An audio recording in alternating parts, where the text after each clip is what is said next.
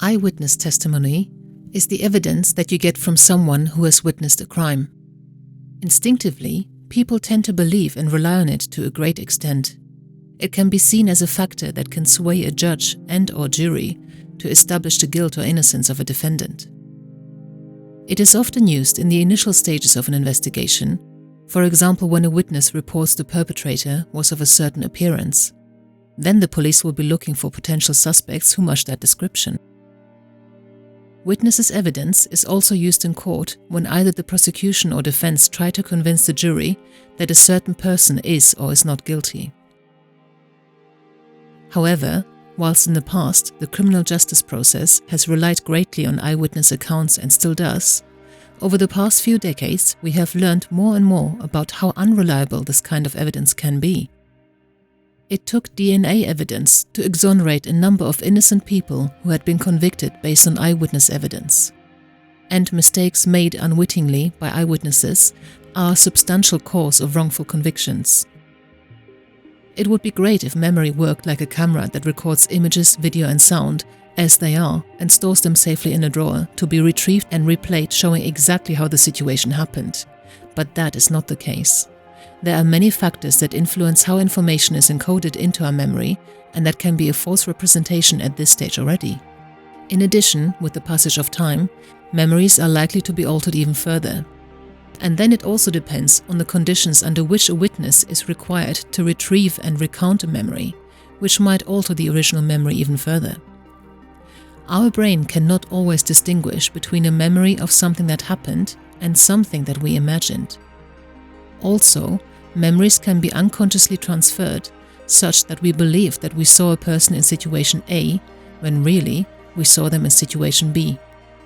In general, but not always, the more certain a witness is of the accuracy of their testimony, the more likely it is to be correct.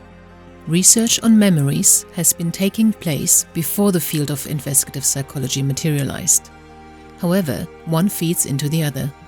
With a better understanding of how memory can be affected, investigative psychology can help avoid labeling witnesses or victims as unreliable when their true testimony is not clear or consistent, and can also help avoid misleading them with bad interview techniques and questions.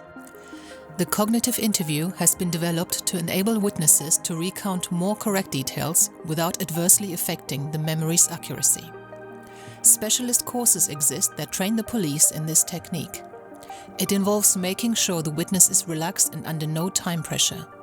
You need to create such an opportunity when you schedule your interview with them. Try to get them to reinstate as many aspects of the day you want to question them about as possible. Start by getting them to recount what they did that day. What was on their mind? How were they feeling? What was the weather like? What were they worried about or looking forward to that day? We call this context reinstatement. Then carry on asking about their perceptions as the narrative of their account moves closer to the incident in question.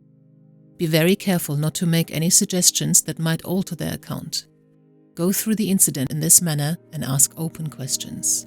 Using sketch plans can allow a witness who is not comfortable mentally reinstating the context of the event to draw the layout of the event on paper and describe the incident using that drawing.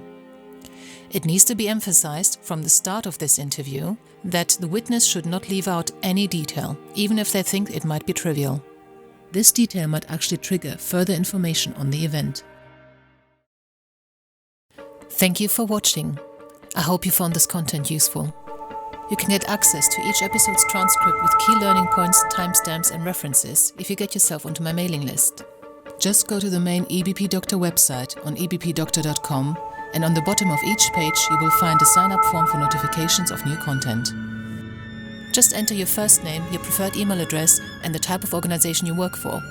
You will not get any spam. This is just for me to let you know about new content and for you to get access to all the transcripts.